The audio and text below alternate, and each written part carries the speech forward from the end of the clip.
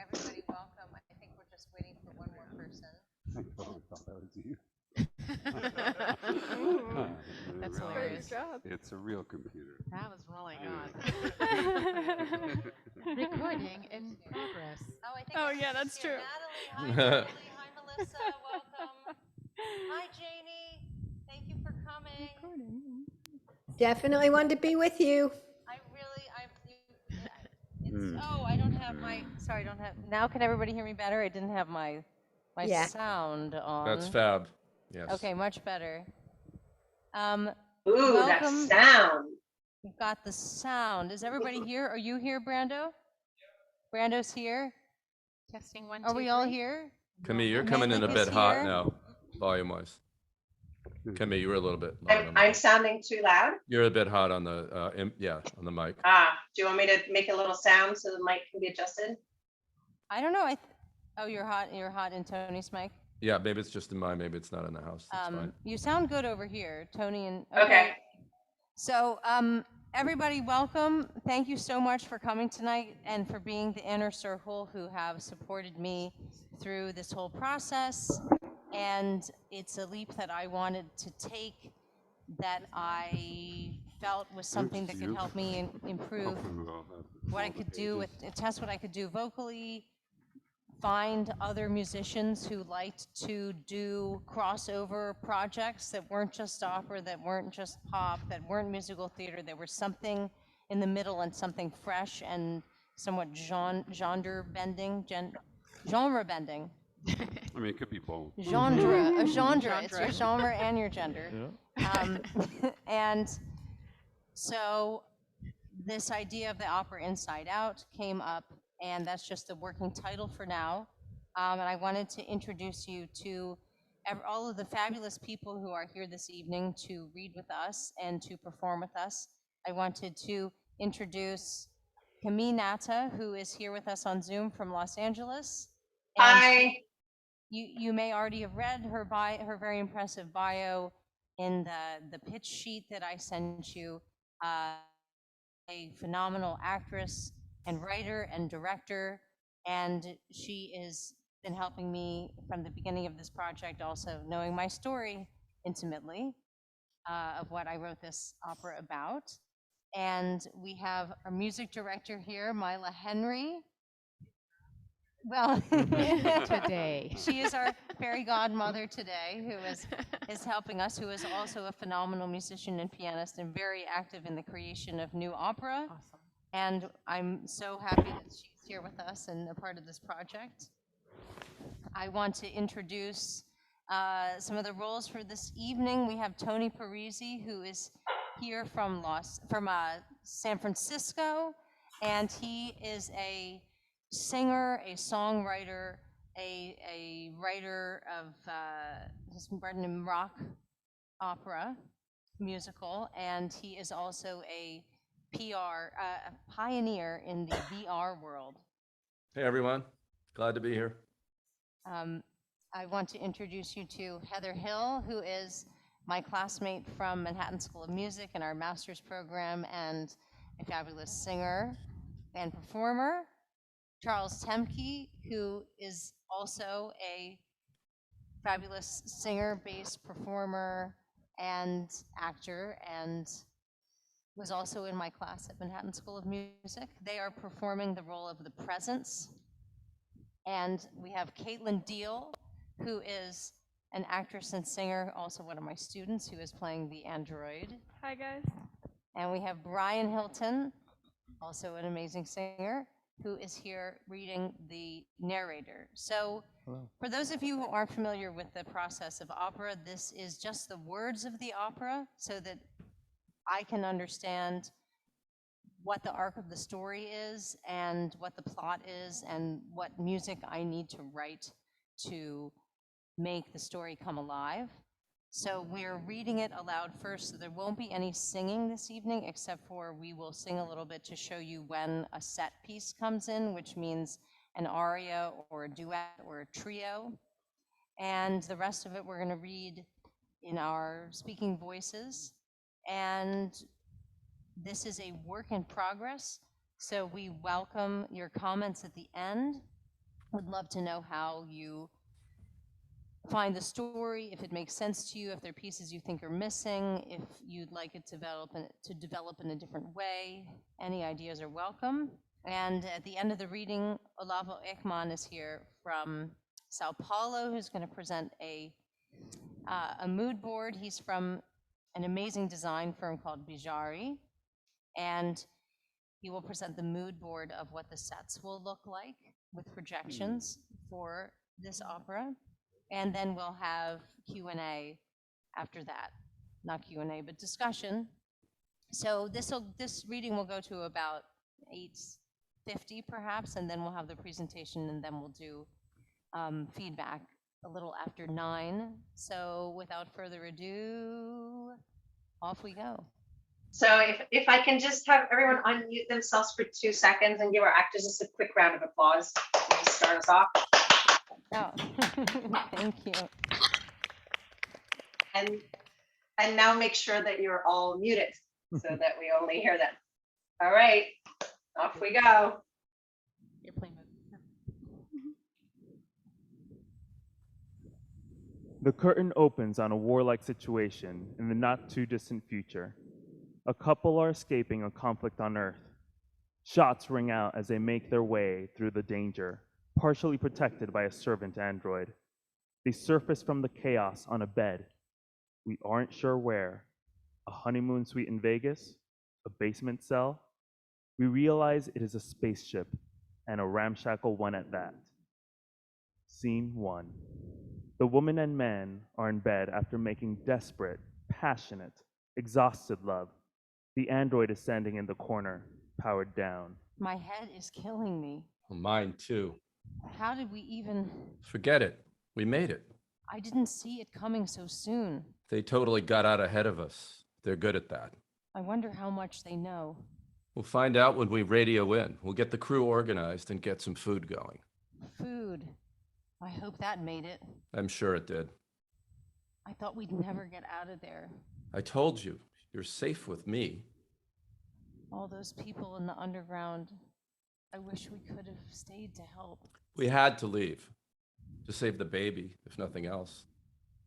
But we lost so much in the raid. Our leaders, your mother, your father. It was an unintended consequence.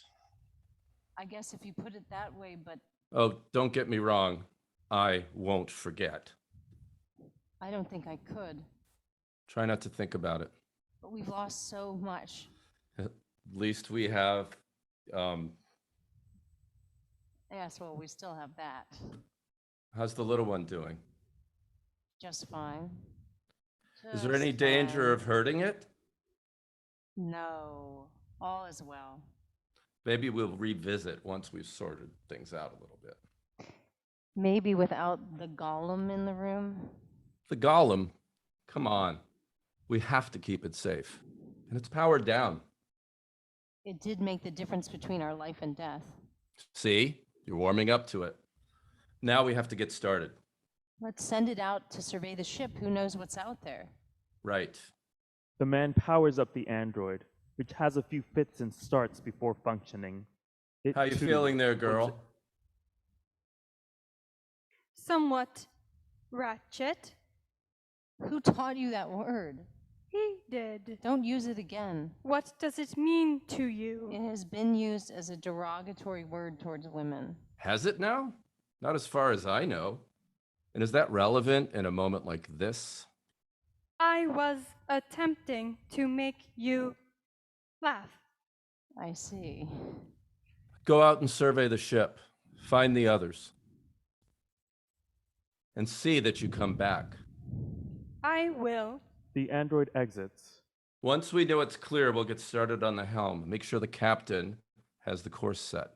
I'll check on my equipment, start air quality readings. The science princess. I'm not royalty. And to me, you are. You will be the queen here. Queen ESP. You politicians can't resist a hierarchy. The android returns. There are no other humans here. What do you mean? No other life. But the crew? Don't name them. It's easier that way. We trained with them. They're our friends. Things change. But how are we going to maintain a course? The other ships, did they make it? I don't know. The radar is malfunctioning. We can't be alone again. You're good alone. We're good alone. I hope I get to raise you, little one. We can handle this. Scene 2. The woman and man move out of the bedroom and search around the ship. Have you found anyone? No, you? Not a crumb. It's just us. Just us. They take no prisoners. No, they don't. You can start immediately reaching out to intelligent life. Make some friends. I don't think it happens like that. Yes, but under circumstances like these, time matters. The woman and man sing over each other, the man with ambition, the woman with keen observation. Duet. When it comes, it's like an unexpected storm. The space I need. A thought transformed. My chance to lead. A unity of mind. The freedom to grow. The moment we arrive. Now that I'm on my own. He interrupts my listening. She takes more than she brings. The woman moves to the helm as a man tries the radio. Come in. Come in. Can anyone hear me? We seem to be locked into a trajectory controlled somewhere on Earth. The resistance must have gotten to the ship ahead of us and set the course.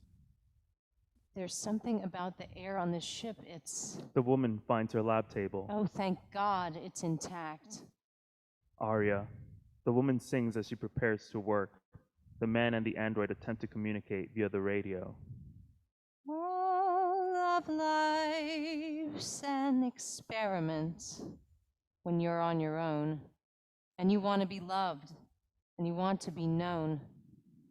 Yet we wish to see without being seen, hiding in our darkest corners, waiting till the coast is clear, imagining the intruders. He's always had a scripted path. I was alone, his parents leaders of thought, mine gone too soon. And I'm weary of writing anew, yet here is another empty stretch, a future we cannot see, the pressure of a wrench. The resistance wants my answers, so I still find them for myself, so hungry for the promise that I can somehow help. Meanwhile, he fights so hard to find a resonant truth. Does he have the mind to see it through? A flash of light appears outside the ship. Hey, I'm getting a signal here. The sound of staticky voices on the radio. Did you see that? I saw something. It could be important. What do you think I'm doing? This is not important? I'm not saying that. It's all important. It's just there was a flash outside. Again, I'm not getting a clear signal. Hello? Are you there? Hello? I'm going to see what it was. This is Mentor Leader. Come in. The woman quickly gathers up her materials and heads for the airlock to the outside. She puts on an oxygen suit and exits the ship. Scene 3.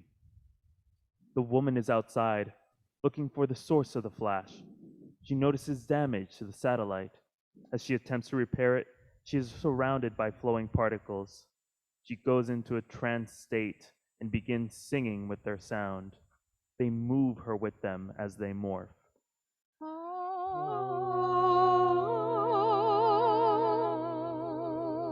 The satellite must be damaged.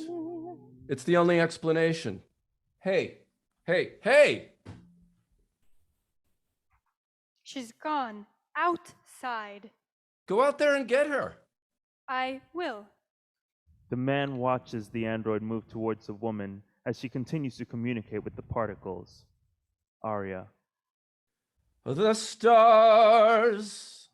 She is one of them. She moves in her own heaven. I must keep her with me. Her power can't take charge. The brilliant free spirit, perpetual wild card. She must not be laid poorly lest she blow my cover. I'll play her well as her partner, her lover. Throw her a loop, keep her off guard, tie her up like the dog in the yard. Tiny pricks, just an itch. Up the light. Flip the switch. The android moves out toward the woman. taking her arm, which interrupts her from the trance state. The android moves her sturdily back to the ship. The man goes to the kitchen to scrounge for food. He doesn't want her to realize he has been watching her and digs through the drawers hastily. Scene 4. A woman walks in, stunned, in a wide open state. I just, I don't even know what I'm looking at here. This is your realm. everything is my realm. What did you say? I said, everything is my realm. And what realm would that be? Listen, I know this is strange, but feel my skin. It's like it's full of electricity When did this happen? outside of the ship. Without telling me. You were focused on the radio, Where I should have been. and I was where I belong. I am where I belong. You wanted me to communicate with others quickly, and miraculously, it's happened. Yeah, but not when it was at a critical moment with our communication with Earth. Okay, Where are you? right here, I wonder at this critical time. at this critical time, Stop repeating what I say. Get back to normal. I am exactly how I should be. Hey, snap out of it. I won't stand for this. Stand for what? This airy-fairy shit. I've seen people go there before, and it's never good. Which people? Your exes. My exes. Listen, please stay calm. Something spoke to me out there. What were you doing out there in the first place without letting me know? It spoke to me. I'd like to interject that I didn't hear anything, but I did feel a vibration. What language was this vibration in? It's a physical intelligence. A what? A physical intelligence. I felt it in every part of my being. There are no physical thoughts. I would know. There are communications beyond thought. You should have been surveying damages. I was, but something happened. We need to go back out there. Not right now. I'm hungry. Can't you make us some food? Now, wait a minute. I'm here to receive communication from intelligent forms of life. Yes, of course. But first and foremost, you're here to carry out the mission. Am I not doing that? Don't talk back to me. Which direction is forward? Oh, you're so clever, aren't you? We have to find it again. It has information for us. I was interrupted. I don't want you out there with my child in your stomach. The baby is fine How do you know that? because I feel well, better than well. Don't let your feelings get in the way of our progress. Help me with the food. We need to go back out there. Don't talk back to me. The woman is shocked into silence. She looks to the android for help. I'm not programmed to intervene. The man turns on a small screen playing political pornography. Men goose-stepping, enraged orators, prisoners being tortured. It grows larger and becomes a projection on the wall behind the stage. Scene 5. 8 months have passed. The woman is quite pregnant, working at her lab table. Her glass scientific equipment sits next to pots and pans. She's conducting her studies of the air while cooking dinner simultaneously. She is barefoot, sweaty, her hair a mess, her clothes dirty and wrinkled. She periodically puts her hand on her stomach and sings to her child.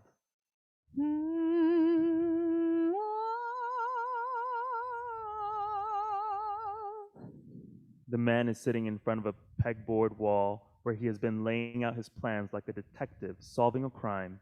He fiddles with the radio, hammers on the broken satellite, and works with the android. There are torn cables all over the floor, the result of his compulsive tinkering. Duet. The way it has been. My father saw it all, yet he couldn't see how it was to fall. I must embrace the dark to bring us into light, beat them at their own game, prepare for the fight. I expand, then contract. He wants me small and holding back. A revolution. A solution. Well, we will be ready, not if, it's when. The punch will come. It's us or them. Zen in the world of men. Zen in the world of men. I can hardly breathe, yet the air is clear. And I can see, and I can hear. in the space of my greatest potential to use the gifts that I've been given, I find the greatest limits, challenges. Can't drive. I'm driven. Come here. I think I reached a few of the other ships. I can hear the static. I just need to get the temperature to reach 200 and then I can. This is more important. Why do I always have to drag you away from your work? Every experiment has temperature dependent steps that I carefully time. You're obsessed. Maybe I am, but that's what's required. The man walks over to her lab table. Let's see what you really have going on here. I have it under control. Are you sure you should be using all of these open flames? It could be dangerous. They were developed specifically for this mission. They are safe. The food is on too high of a setting. Can't you be more precise? I know how to cook the food. There, I turned it down. Now come over here. The woman tries to turn off her lab equipment, but the man takes her arm and moves her towards his work. It could explode. Listen, this is incredible. You and I will. I know how to lead the colony. They need a purpose. They'll learn how to fight. We are to perform a practice of peace. Yes, well, my fellow thought leaders have had it wrong. Peace is impossible. How do you know? We can't take any chances. We're the only ones left. We're vulnerable. We don't even know how many people survived. What we have to work with, we may have to rebuild. I'm sure we'll have enough to make an impact. Now look at this. He takes her through the pegboard. The music becomes more aggressive while we see projections of his violent plans. We can't hear what he says, but we see his and her body language. His is stiff, contracted. She is disgusted. She tries to lean away, but his arm is tight around her. Brilliant, isn't it? You have spent many hours on this plan. Aren't you going to say something? This is all wrong. You would say that. You've never given me enough of your precious time to even try to understand. I'm here all the time. You don't care if we live or die. Of course I care, but I have to accept things as they are. That is weakness. My father would never stand for that. He knew how to make things happen. And yet he too died. And here we are.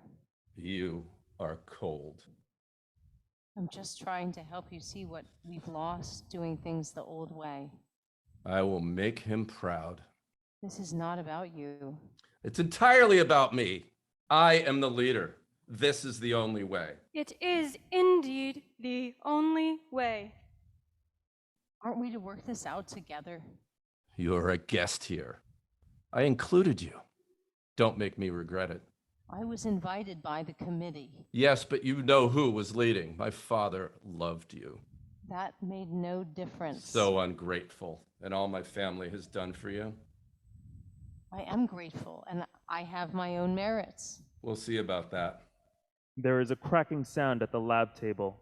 The woman rushes back. And there you go, off again. Just let me get our dinner under control. The woman gathers up some of the residue trays on her lab table and takes them to another part of the ship. The android follows her, lurking in the shadows. The man picks up his hammer again, frustrated with her response to his plans. Scene 6. Aria. I feel so much for you, and yet I did not choose you, and here we are together at our wits' end. How will you live? I don't know where we are. Is he losing his mind? I've tried. I've tried to make him understand what he's doing to me, but he likes it. He likes it. He likes it. He started off so kind, so committed, so in love. I wanted to be adored. He used that against me. I don't want to believe it. I've tried to make him change, and now I cannot leave, and your life is in the balance. Sparkling particles appear around her. The air throbs with energy. Oh, thank God you're here. The woman is wrapped in the particles which spin around her. Two figures appear. There is emptiness everywhere. Everywhere. Yet in the spaces, there is life. There is life. An ending can be a beginning, The beginning, and yes is not forever. You were once a child. a child. You found your way to where you belong. You belong. Welcome. You are safe here. The woman is embraced by the particles, and they move her around the room in a dance. It is a sexual dance, a love dance, an angry dance, all of human feeling combined. She and the particles sing together on sounds, not words. We hear a crack from the lab table, and smoke begins to fill the room. I can't leave you alone for a second. Where are you? The android goes back to get him. You need to see this. The food is burning. Everything is. The man sees her moving with the particles. What is this? Come here. Come to me. The man is drawn to her, and they dance. It takes him a moment to surrender. Then they move gloriously, expressing all human feeling. The man then trips on one of his shredded cables, and the spell is broken. He pushes her away violently. Ah! She hits the wall, loses her energy, and sinks to her knees on the floor. There is a profound silence. A flickering starts in the sky. The man sees it. What are you doing to us? We have to stay here. We have to survive. And you dance. To the android. Get to the helm. I was having the most beautiful experience of my life. Your most beautiful experience in life is me. Now we're being attacked by a force that you invited in with your weakness. The storm grows outside of the ship. The man rushes to the helm and his radio, hammering on the buttons. Come in. We're in danger. There is a static on the radio, a few muffled voices. There's a storm in the sky. Is it on your radar? Should we adjust our course? The man hits the radio with his hammer, kicks the satellite. Muffled voices continue. The man goes back to the helm, pushing the android out of the way, and tries to see if he can access the steering. Scene 7. The woman is recovering from the man's violent rejection. The particles gather around her again. I can't breathe.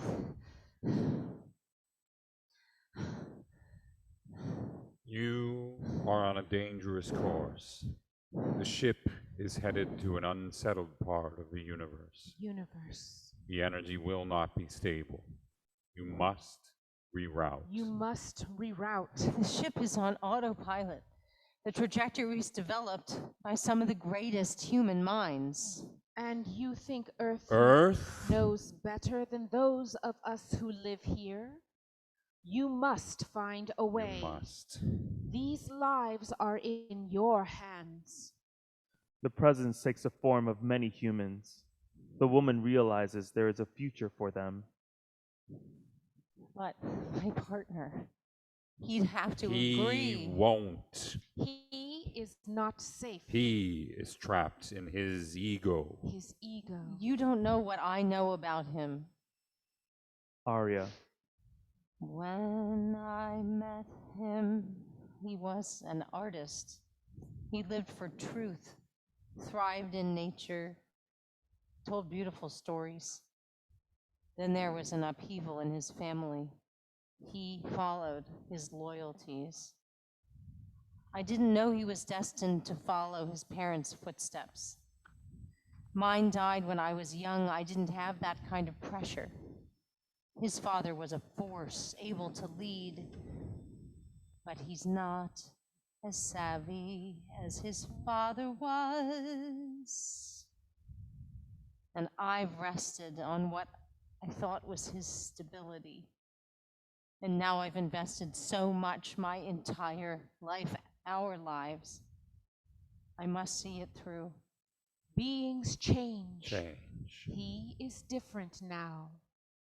You are in love with someone who is lost. Who is lost? He will not return to how he was. How can you know? I believe you humans call it character. Character. He does not have integrity. He is lost in his ego, in his loyalties, in his desire for revenge. For revenge. You've already seen his true nature. He cannot accept the full possibilities of humanity. Can you see what he has done to you? He has done to you. He does not honor your abilities. Your abilities. He holds them in contempt. But I am independent. I am strong. He couldn't have done this to me. They have their ways. You must make a change. Make a change. I can change this. He will be better. We will be better. Oh my God. It's kicking. If not for yourself, do it for your child. Your child. The presence takes the form of a child. The woman watches in awe and begins to sing its lullaby. We will help you. I don't know who you are. We have come to you because we know you can hear us. Hear us. And we need you as much as you need us. You need us. Scene 8. The woman finds the man at the helm with the android. The man is trying to manipulate the settings or lock them further into place. The couple struggles over the helm as the ship shakes periodically. So you understand what we're facing. I understand what I understand. The storm we have to reroute. I radioed Earth. They said stay the course. Then what are you doing here at the helm? Checking our settings. The presence told me that we must reroute. The presence? Is that what you call it now? What does it matter what I call it? You give authority to the voice in your mind. It lies to you. I am not a liar. You are out of your mind. We aren't going to reroute because you think you spoke to some presence. You were there. You felt it. That was your witchery, trying to seduce me, and it's caused the storm. It's trying to disrupt us, control us. The presence is helping us. Why should it do that? Because it needs us. Whatever.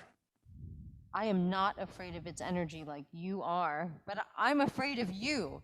I'm afraid of your intentions for me, for our child. I am the only thing keeping you alive. To the android. Take her to bed. She isn't well. This makes no sense after all we've been through. Like that matters to you.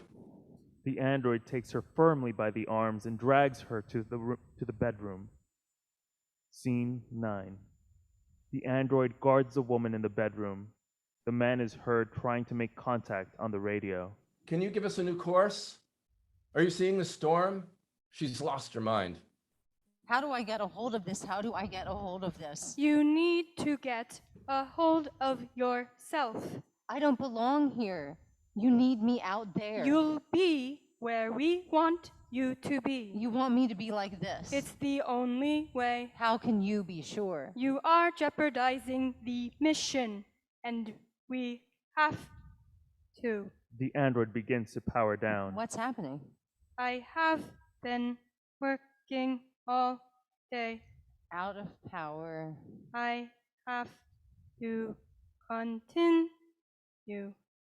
The android goes silent. I can do this.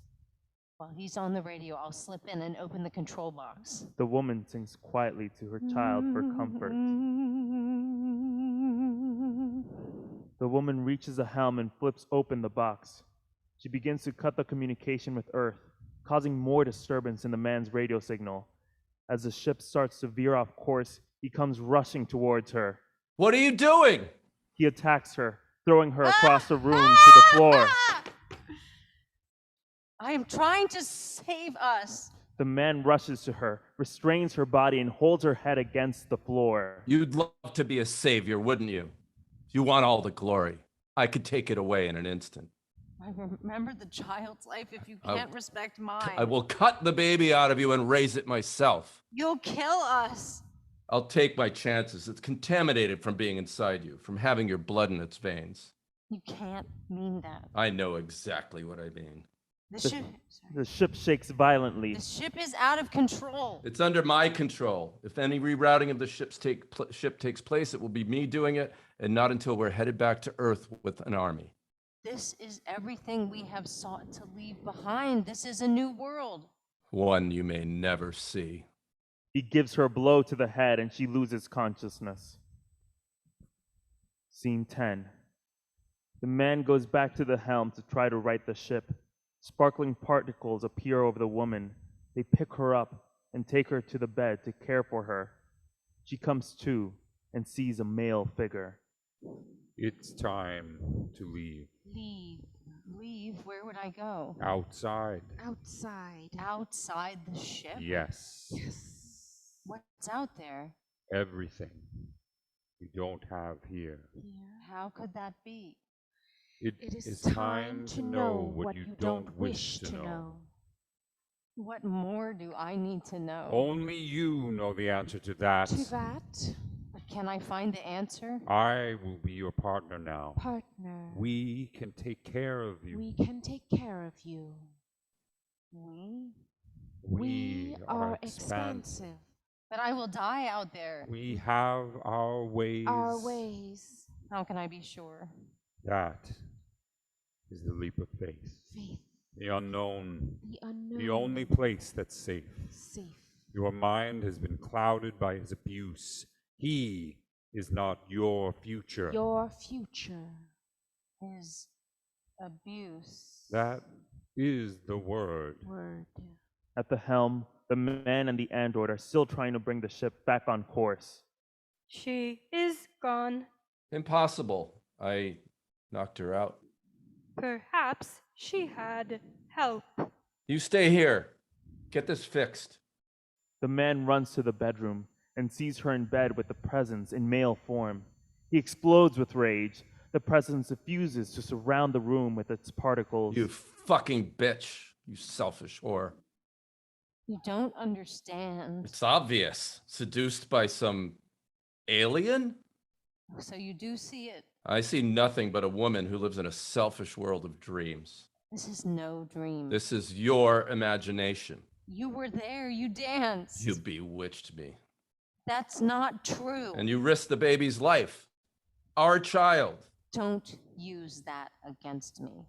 I'm here to do exactly this, to experience and share exactly We this. must stick to our protocol, or we'll wind up in even more trouble, all thanks to you. I have nothing to do with this. This is no one's fault. Why are you always looking for someone to blame? Don't give me your philosophy bullshit while you're communicating. I'm making shit happen. It's not philosophy, it's psychology. I've seen your power for what it really is. Cowardice. I'm leaving. Like hell you are. The man moves to strike the woman, who screams at him in such a pure tone that he's silent. The presence moves from the bed and surrounds the man. You're hurting me. And I refuse to shut myself down so you can thrive in your own world. The presence closes in on the man further. I don't want to do this anymore. You have come this far only to become what you claim to hate. You're one of them. Don't you ever say that again. You've become a liability, and I won't lose the colony. You don't know what it's like to feel possibility growing inside of you. I choose the unknown because there we can create a new world. She closes and locks the door, and the man lets out raging screams as a presence keeps him Ah! still. I will do it for us. Scene 11. The woman moves frantically towards the airlock. The android intercepts her, holding a hammer. Where do you think you are going? You must know what I'm doing is right. I know that you don't follow protocol. He's completely gotten to you. What did I expect? We expected more of you. You don't know what I've been working on. It's not worth knowing. I'll show you. It's Show me. You never looked at what I was discovering. The woman moves the android towards the lab table. I don't care. I hate to do this. You saved my life once. You are a traitor. And if I am? You are jeopardizing our mission, and you must stop. But you don't know what I know. It's not worth knowing. Just take a look. She backs the android towards the lab table, where it is burned by the flame that once cooked their food. As the android notices the fire, which causes it no pain, she takes one of the broken cables and brings it to its neck, electrocuting it. The presence, hearing the commotion, leaves the man locked in the bedroom and comes to the woman's aid.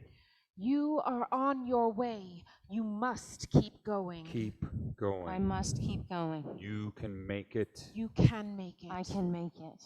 The woman puts on a spacesuit and takes extra oxygen. Just a few more steps to safety, and all that's possible. Possible. With the baby. It will be okay. It's kicking. Keep moving. Keep moving. Keep moving. The woman gets into the airlock. You are entering the unknown. The unknown. This is where the true energy lies. You will breathe again. I will breathe again. The man breaks out of the bedroom door and runs to the airlock. We are where the energy lies. We expand. We expand. You idiot! You will die out there! The outer door opens to space. I am dying in here. You see this woman before you. I'm proud of her. And you don't even see her. You don't know who she is. I'm doing this for her. I'm doing this for us. The woman puts her hand on her stomach. The man, weeping, pries open the inner door and reaches for her, ripping the air hose off of her back and the oxygen tanks. Much lighter, she moves more quickly out into the space beyond the ship. The woman slips away, surrounded by the particles. We hear a child's voice rising through the chaos, and she disappears, disintegrates into the stars. Blackout. You're welcome to unmute if you wish to applaud.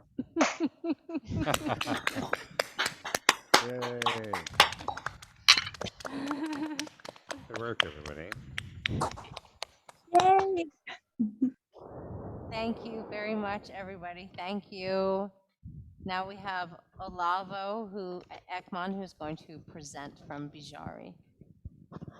Okay, first of all, thank you all for having me. I'll do a quick presentation and explain a little about Bijari, which is our design studio. And the aim is to show you the vision for the set design and the overall look of the play, okay? So now we heard the story, and now we want to try to show you how we think will be the settings, okay? So I'll share my screen.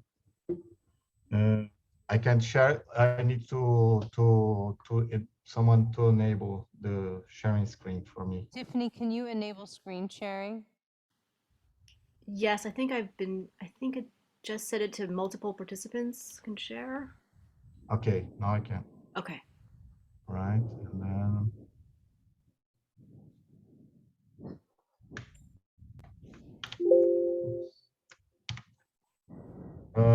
Hope you're seeing my screen. Yes. All right. So Bijari is a design studio based in São Paulo. It's a little but well-renowned award-winning design studio. I'm one of the 6 partners in the studio. We have like this 20-something team on our team, people working on our team. I'll play just a quick video so you can see the sheer scale of the things we do. We work in the edge of art, design, and architecture. And I think this video shows something that explains better than I can. So let me play the video. A arte, ela consegue chegar em qualquer pessoa. A gente alugou uma casa na Rua Bijari, no Butantã. Simplesmente impressionante. Olha uma coisa que está aí, mas ninguém está chegando. E a gente buscou fazer algo diferente do que estava sendo feito por aí. A cidade, ela sempre foi ponto muito forte no nosso trabalho. É uma realidade possível para a cidade que a gente vive. E que a gente vive numa selva de pedra. Você olhar o mesmo lugar de outra forma. Há uma sensibilidade artística que está na fronteira também. A gente começou a investigar experiências estéticas, artísticas, um foco na subjetividade, que é uma das linhas de trabalho do Bijari. A gente elabora uma estratégia de ação para dar conta desse conflito na realidade. Toda reação gera que é uma árvore que está se renovando constantemente, ela troca a casca dela a todo momento. Praticamente, ela quase não tem uma linha reta, né? Ela é basicamente uma forma orgânica.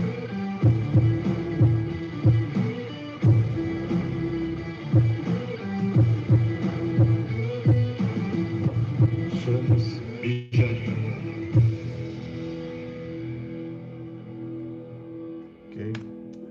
I don't know if the quality of my stream is good, but I hope you saw that we work like with big music shows, also urban intervention art projects, TV shows, and a lot of plays and projection mapping projects. So we are proud to have this like iconic and impactful, design. I will run very fast with our stuff, so we can go to the point. So these are just some works we did, from. This is actually in the Madison Square Garden. It's a Brazilian artist show in the Madison, but it was a huge gig. So as you can see, this is all projection and this all video Brando, can you in the turn him up? background. Okay. By any chance? Can you turn Olavo up for us in the house? Right. Thank you. Oh. Yeah, he's a little quiet for us on Zoom too, at least for me. So can you? Okay, yeah, you're a little quiet, Olavo. Could you speak a little louder? Yes, I think. Okay. Let me check the settings of the mic, maybe in the Zoom settings. I don't know if I can do this right now, but I can hear you really well on the Zoom. I think it's more Okay. in the room. all right. So I'll try to speak louder, okay, Eva? I'm just showing some of our projects. We are a very activist group. Also, we do a lot of projects that involves, like activism, protests. This is like Amazon stuff, sustainable stories. And we also do a lot of projects with motion graphics and video. And if anyone wants to know more about Bijari, Eva has like some presentations and she can, send you later. They're gorgeous. Yeah. This is like awards, exhibitions. We do a lot of biennials and art exhibitions around the world also. We have a lot of clients, very big clients in Brazil. We do like advertising projects also because we need to eat. So art in Brazil is not well paid, Okay, so this is what it matters. Okay, it's a table of contents. I will show you first a little big project we did in Brazil, which is called the Three Worlds, and it's a play that has won several set design awards because it used projection mapping in a way that it enhances the possibilities of what the stage can be. And then I'll show you some like the mood boards for the play, and the mood boards for the play. As most of you, this is the first time I heard all I heard the libretto rehearsal, and also we need to have some like abstract mind to see, because I have images that come from another place and another places that maybe has the feeling of what we intend for this particular inside out play. Okay. So the Three Worlds is a play inspired by a sci-fi graphic novel from like three Brazilian very well-known artists. I think if you are into comic books, you will actually know them in the US. And I'll show you a little video about this that shows this play. And but first I want to explain what's happening. We have like in display two layers of projection. We have like a almost transparent screen in the front of the stage, and in the back of the stage we have another screen that receives projection. So the front of the stage and the back of the stage receives different projections, and so we can. It's like a sandwich, The actors are inside the sandwich of images, and we can make a lot of three-dimensional effects and transform the stage in whatever we want.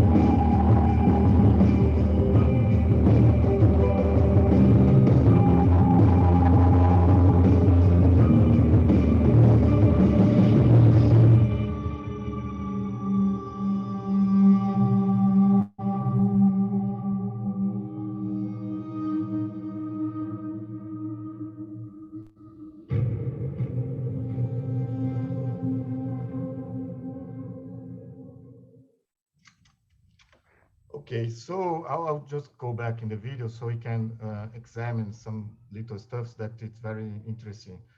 Like in this part, we have like this is a coffin, which is being departed in a train. And you can see that there is animation of the door of the train closing, and then the coffin is pulled, to its sides with ropes in the floor. So this is one of the stuff that is very interesting. Another stuff that is interesting is that we can always have like the actors interacting with the animations. So here's the, I'll put another part. So it's that like this guy, he's throwing like grenades or something, and this animation is in front of him, and the other stuff is that, this is like a fight scene, which is very interesting because it's very three-dimensional. And even though there's nothing, this stage is completely empty. It's just a screen in the front and a screen on the back. And when we have this train, it's just the movement of them and the movement of the animation of the train that makes it feels like it's three-dimensional. And also we can have like the coffin, and we can have lots of props that are, like they blend into the stage, like these stairs. This is like the castle of the emperor of something in the story. And always that every time that this castle appeared, there was this stairs, and the stairs could be go up, and then they can go over it, and then can disappear behind the stage. Okay, so this is like little tricks we did. And for the space opera, the Inside Out, we want to expand these possibilities. So this is like just to remember these moments we saw. Okay, and everything is projected. There's nothing constructed here. And the concept for the opera is that we try to do this, but with more stores, you know, like maybe 2 or 3. I don't know yet. We need to find out first where it will happen, and also have a strategy to do it maybe for be versatile, so we can do it in small stages and bigger ones. But the idea is like to have like a very thin frame covered with transparent screens. This like could be one of this model. The next one image will show you. This is what we want to do. You know, you can imagine this is the spaceship, and it's actually, instead of each room has like a scenography, you know, constructed on it, you know, like props and like the beds, everything could be, you know, projected. And we have like more other examples of, you know, sets that are, you know, like in this matter of modular construction. And and all of them, most of the reference you saw, you can see in the internet, and you can search, will have like physical objects. And the idea is that we don't have too much physical objects. We will only have like the projections, so we can transform. Because when we turn the lights off, we can when you turn it on again, we can change completely. The projection could be on other stuff, you know, in the next scenes. So for each scene, we can have a completely different configuration of the image of the projections and of the background of the spaceship. It's the room, or if it's the helm, or if it's outside the spaceship, it doesn't matter. And so these are more examples of this kind of, you know, but if this one's like has this projection of the woman. Also, we want to explore the idea that we can have not it doesn't need to be always like a realistical representation of stuff. You know, we need to have some abstract. We need to have like to enhance the drama. You know, when the characters are fighting or discussing, we can like have, you know, like big projections of them. I think everybody remembers the Big Brother Apple's advertising or something like that, that we can see, you know, like the autocrats, you know, yelling, and we can explore the space of our stage with this possibilities of having like big projections, and we will see this later happening. Okay, so this is for the stage. So this is the idea of the stage. We have like a maybe 2-floor stage. We can project the scenery and the backgrounds and everything on it. Okay. So for the mood boards, what we have, I separated by the scenes, but we must have in mind that maybe some of these are more than one scene, or they can serve for other scenes as well. These are just the ideas the first ideas we have. So in the beginning of the play, they are running, you know, everything is chaotic. Everything is on fire. I don't know. It's like a very derelict place. It's a very all projections. Yeah, these fires, these all projections in display. You know, everything I'll show you is most of the things I will show you are from actual plays around the world. Okay, and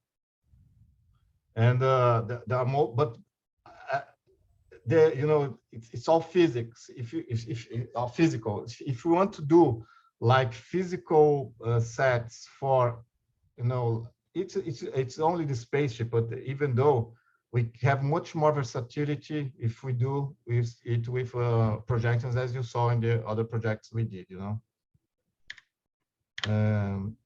This is where they find themselves alone, you know, I think we must have this eerie, like sensation, this loneliness about them. Also they find the android, which is the servant, which will be, like the third element, just to enhance, the conflict between the characters. And but it will be a very solitary and very, like experience, two people experience in the spaceship. The first time she encounters, I will show you a little video about what we can do with projections to show how these encounters, this dance could be. Let me show you, because I think this is the most important part of the play. And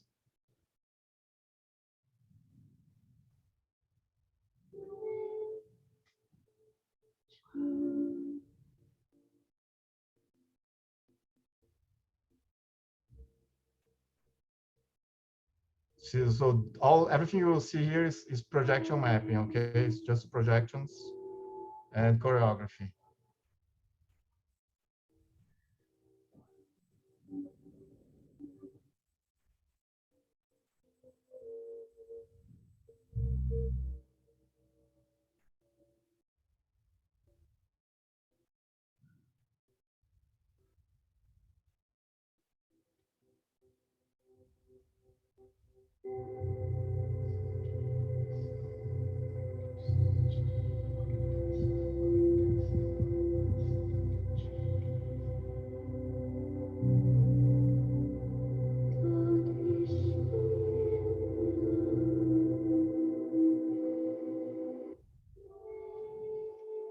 Okay, so it's beautiful, huh? All right, so Really beautiful. I think during the play, these encounters will get, more and more sophisticated, and until the end, because the end will be like a big encounter with the spectacles and stuff. In the scene, I know that she is when she comes back from the first encounter she has, and then they have this like confrontation. So I just put this mood so to show you that that idea that when they have these confrontations, maybe have like this big projections of them, and maybe the actors. I talked to Eva that we don't want to have like physical violence in the stage, with the actors, but we can have like recorded audio and maybe images that simulate like some violence and some verbal violence, and it could be like we can like bombard the audience with that. And in the stage, you'll see the conflict, but it's like more, it's psychological, so we need to enhance it, in a psychological way for everybody to see it, what is the pressure to be the girl, to be the woman inside of that prison, which is the spaceship. Also, there's the guy watching political porn. It's like I know he has this space, where he contemplates himself. Actually, I think on screens. I don't know. Maybe it's something like that. I think in kind of way a representation of his stuff is more like bureaucrat design, like cabinets, like very organized, stuff. And the woman stuff, the woman's lab could be more like an organic field with plants, because she's studying oxygen. So there's a lot of work I didn't put here. Okay. Olavo, I have a question about this image really quickly. So you've got these three boxes, right, that are physically on the stage. Mhm. And then is it one big projection in the back, or are there actually multiple screens? We could do it like one multiple projection for everything, and just have one box for him to sit on. Maybe Right. the other boxes could be projections, you know. But in this particular In this particular image, okay, it's got multiple screens, right? Yeah, in this particular, this is all physical, you know. This is not. Okay. That's what I was thinking. This is not my project of mine, but this is all physical. But we can do an These are equivalent actors- where the back is we can Yes, create a yes, projection with the yes, front and the back. I got it. Okay, yes. got it. Okay. The idea of using projections is that we can recreate all of the stuff we are seeing without having to construct it for, you know, for every scene a different scenery. Also, as she gets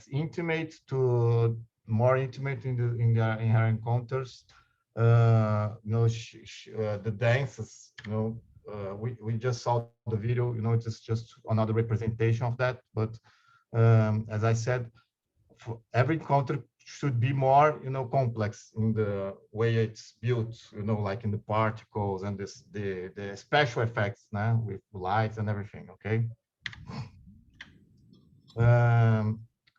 Here's another representation of their conflict. The guy trying the man is he also has a life experience which is not good for him, and when she comes back, she started. This is the beginning of, you know, when she starts to feel very, very incarcerated in this relationship, in this spaceship, you know. Also, here another like, can I call it this despair? Maybe, you know, she's alone, you know, like, so this is just to represent the solitude, you know, the female loneliness she's having, and also, but also represents maybe like a conversation with this sentient beings.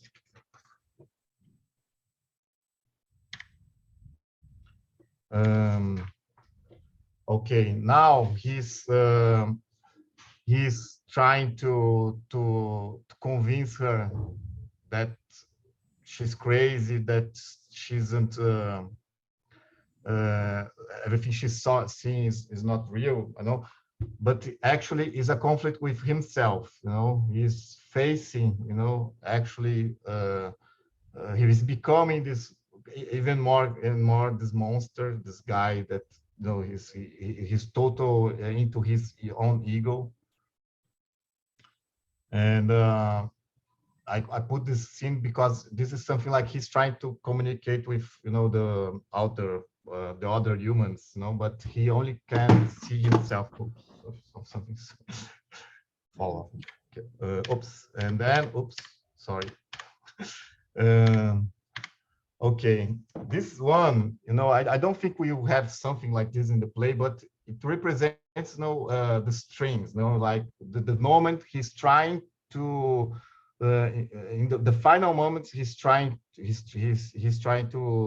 catch her, to you know, to have a lace on her, something like that, you know, to have control of her.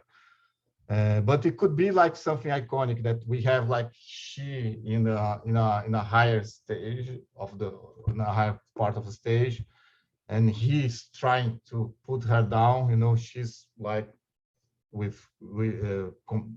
talking with the entities, and this is the final moment. You know, like we have like the representation, male or female, of the sentient beings, that they will be always surrounded by particles, you know.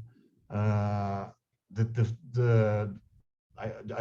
put this scene just to show the despair of trying to escape something, you know. We need to have this intensity of, like, maybe the guy, I don't know, we could have like other actors acting with the same clothes or something like that, trying to grab her before she goes out. And then in the final of this, in the end of the stage, we have her floating in the sky, you know, like the starry sky with all of this, you know, beautiful particles involved here. And this is it. Okay. I hope you enjoy it. This is the first, you know, like the first Olavo. Yeah, Love it, Olavo. Beautiful, Olavo. Thank Gorgeous. you. Yeah, wow. Nice. Okay, I will stop sharing aqui, so you can continue. Thank you all. Thank you for being Yeah, here. thanks for joining. It's my pleasure. I'm very happy to be here. So It's beautiful work on that. It's really stunning. It's fascinating. So everyone that is here now, we welcome comments. You can come on screen, or you could just speak.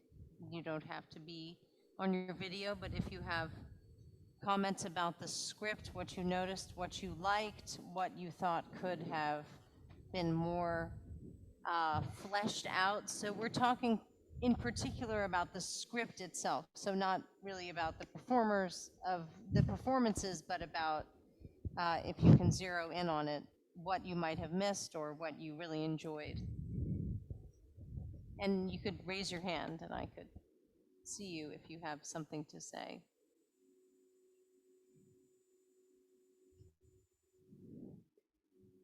Is anybody raising your hand? No? Okay, no questions. Amanda, yay.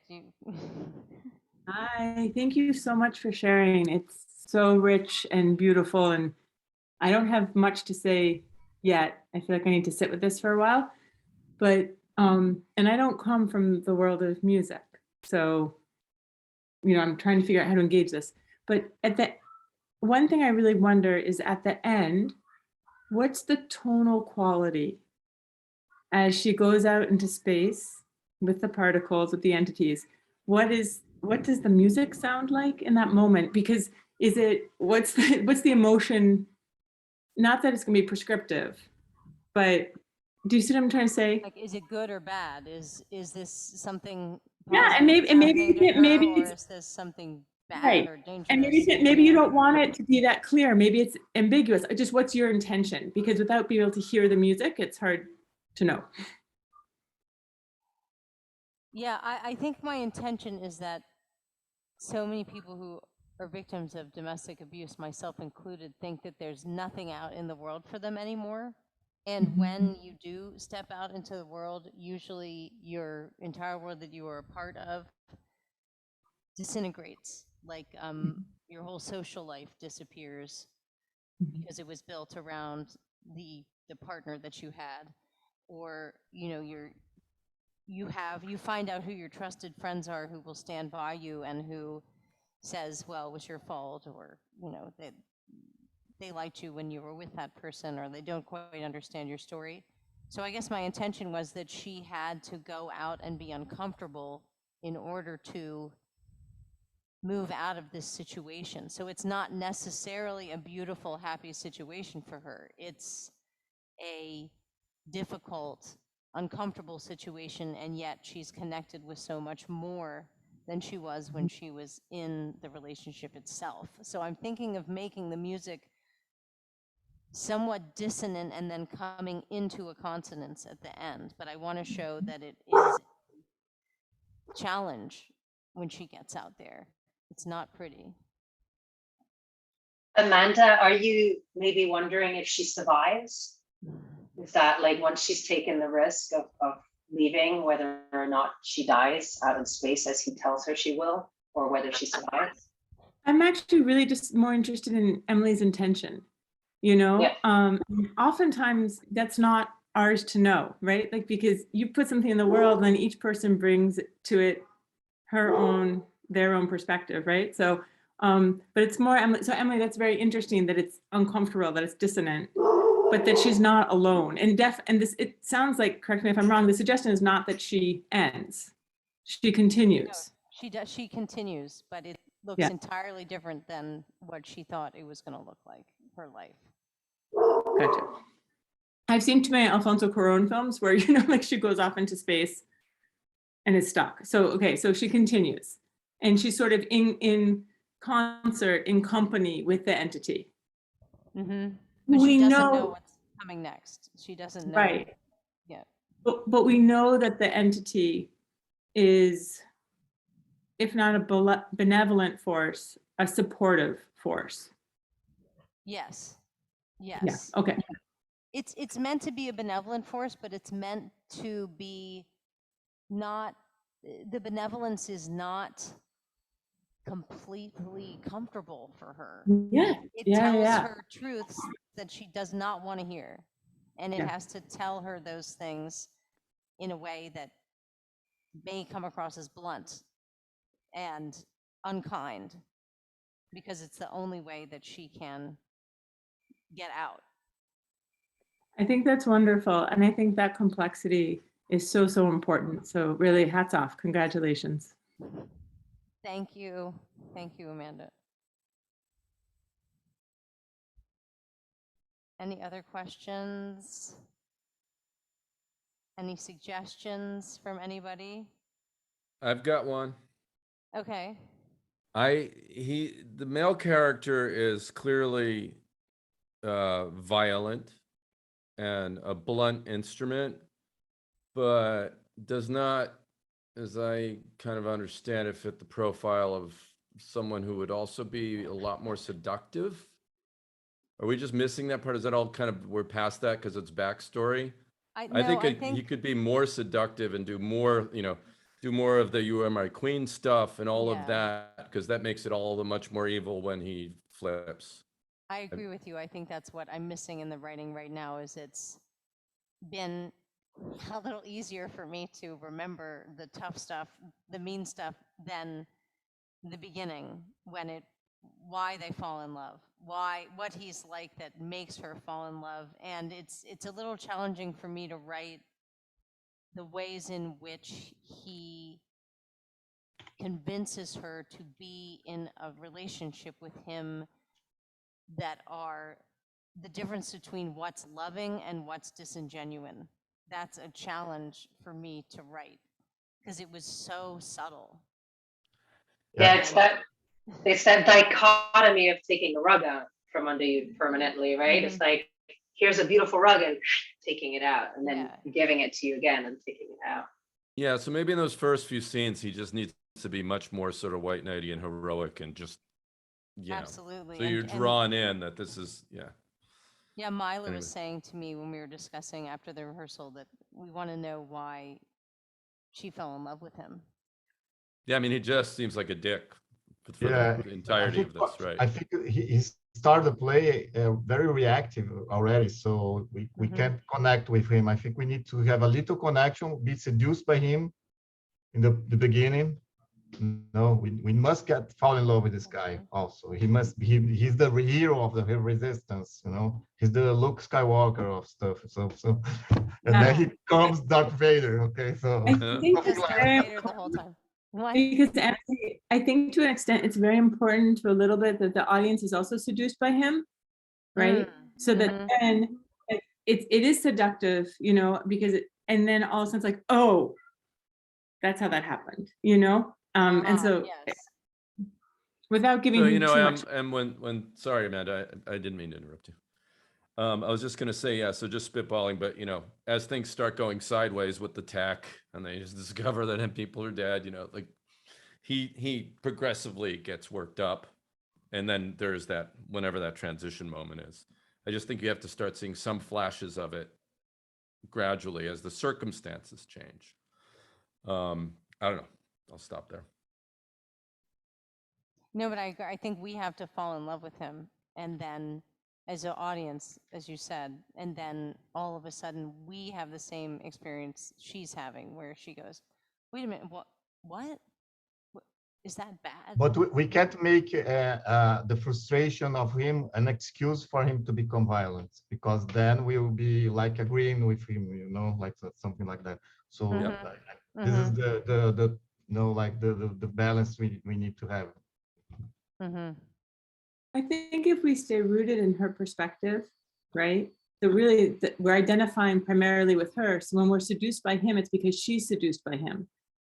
So when the rupture is with, then we also have the rupture. And it's not we understand why he did that, which would be horrific and to be avoided.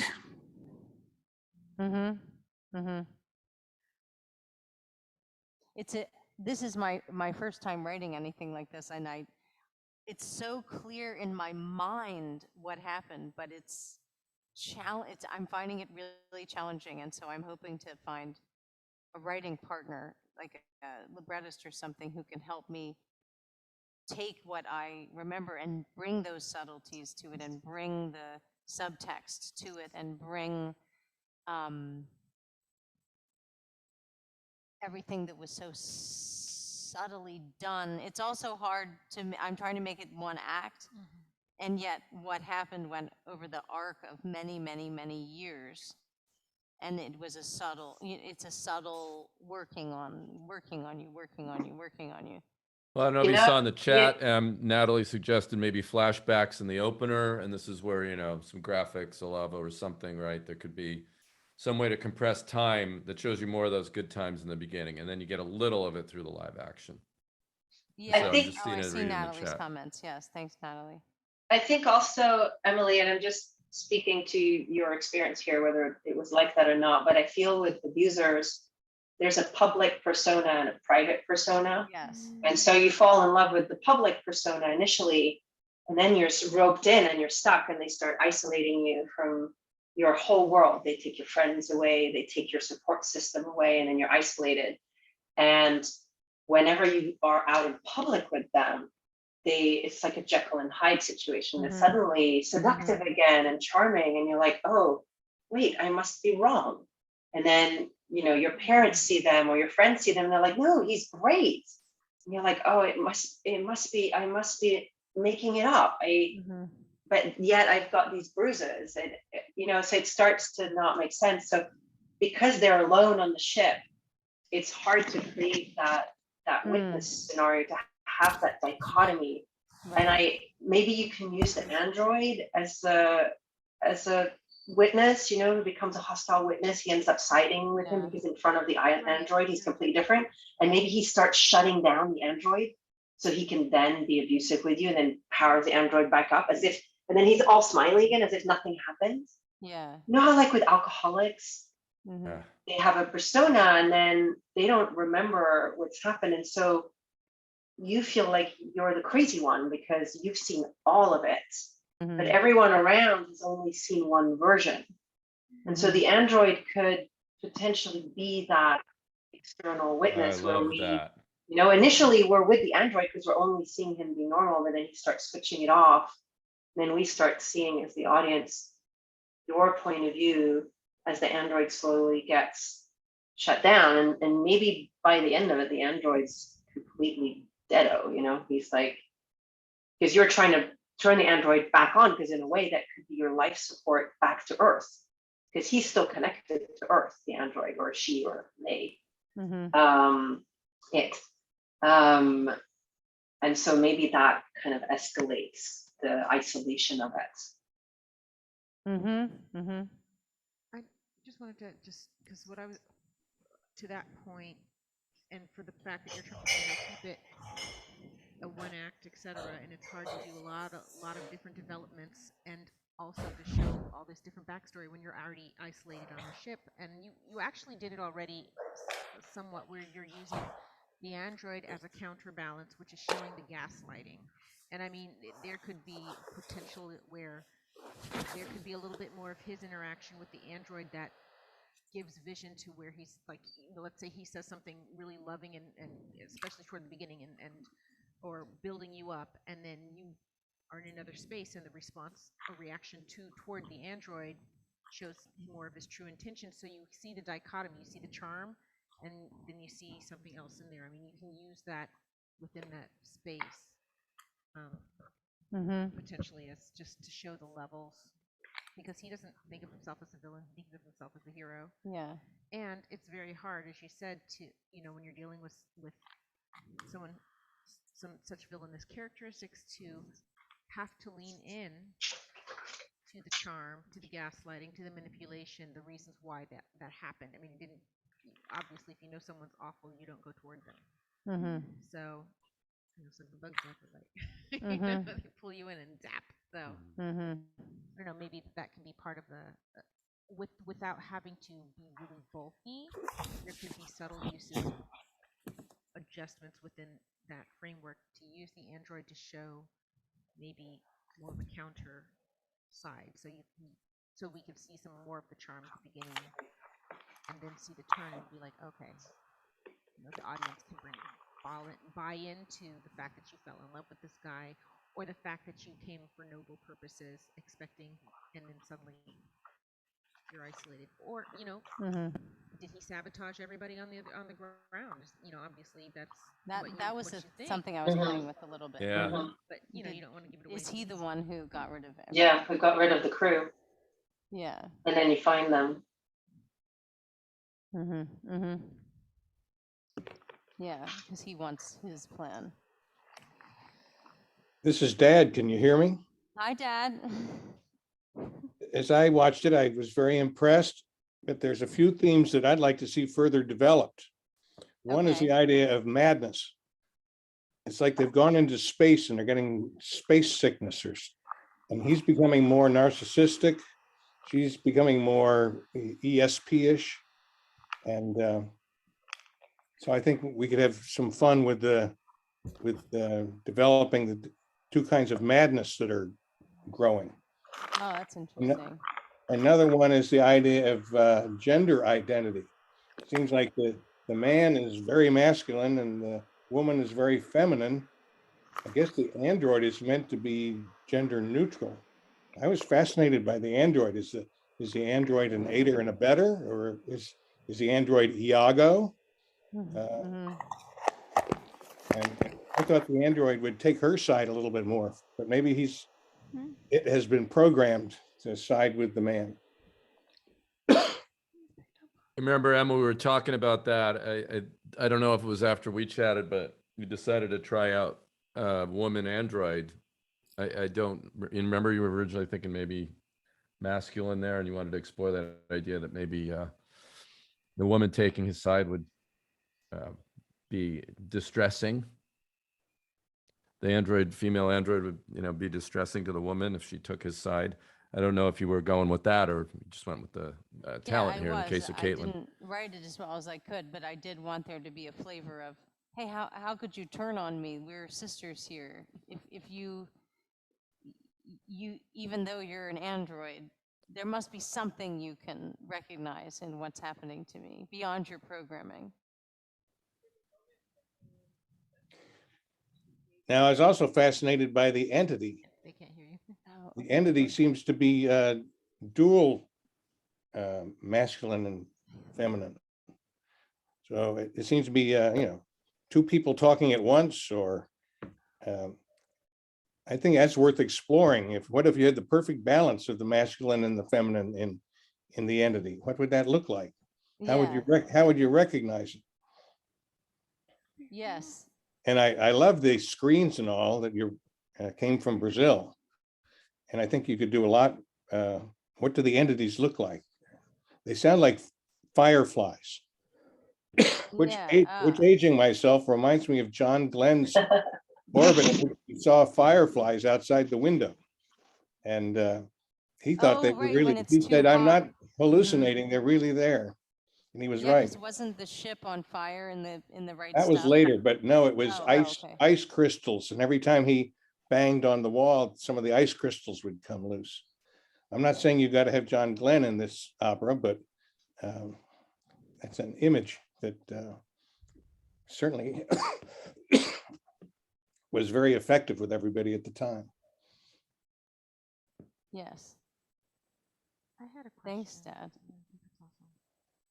I just had a question with relation to the android character. And this can actually probably change depending on whoever gets cast, but in that same vein, like the android is obviously picked a side here, and it could be part of he crafted this or tuned this android to serve him for that purpose. But I guess that's a choice on how far you would lean into that. Like, is the android,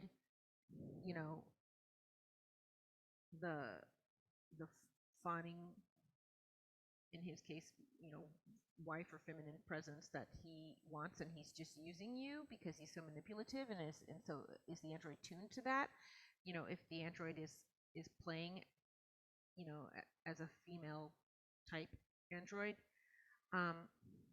Also, in that space, like how humanistic is it? Because there were two lines. There's one where you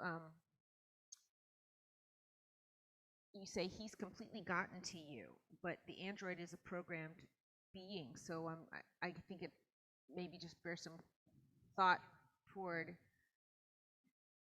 where does the decision making part of it, or how much of it, you know, because he's completely gotten to you. Sounds like you're talking to a person, but if it's an android that's already picked a side, then, or you know, I don't know. There's things to consider, and so that's what I thought about that. And the only other thought I was going to share was it's just, I'm going to reference a line, but it may apply to something elsewhere as well, where you said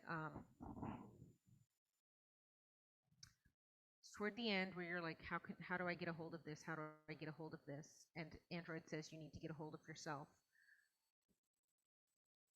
I felt that was really nebulous about how can I get a hold of this, and maybe that's something that would be clarified with staging or whatever. But what do you mean by a hold of this? Meaning, are you worried about your own madness? Are you trying to break out of the room? Are you trying to stop him from doing what he's doing? Like, I think that could be clarified in some concept at some point. Okay. Yeah, I was more thinking like she's trying to get their relationship to go in the direction that she wants it to go, and it's not working out.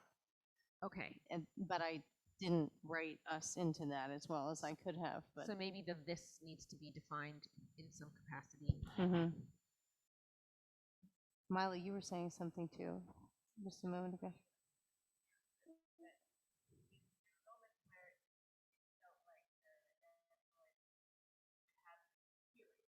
Yeah.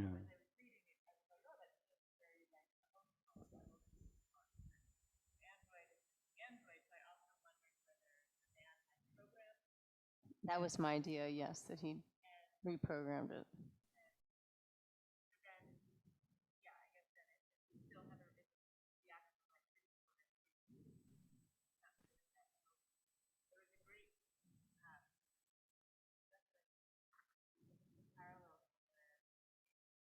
Pam, you mind repeating that? Because she's not mic'd. We can't hear.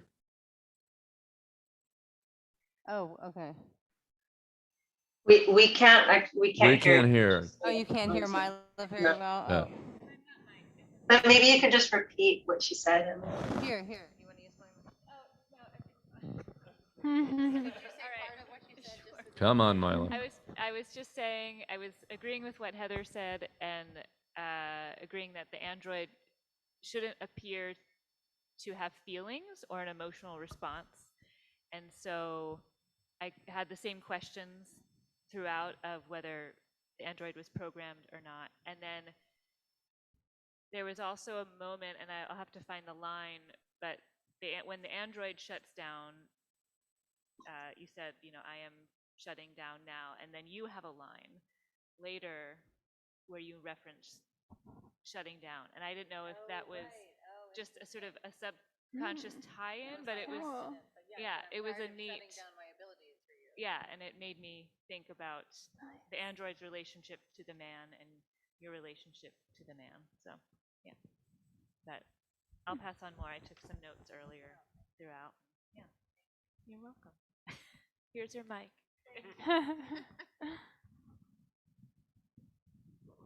Any more comments, everyone? We've had a healthy evening of this topic. If you would like, anybody else have anything they'd like to ask or add?